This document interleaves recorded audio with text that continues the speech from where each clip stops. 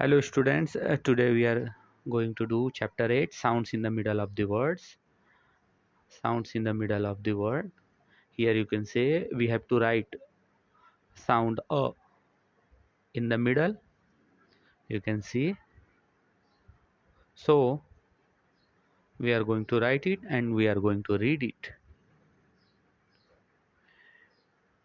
CAT, that is cat. BAG, bag.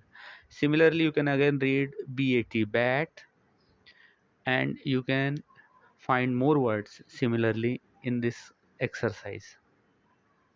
Next thing, we have to fit a proper letter here, that is out of these walls we have to find out E is perfect, PEN pen, TEN 10. Similarly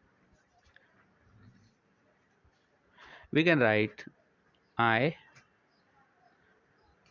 PIN pin, TIN tin.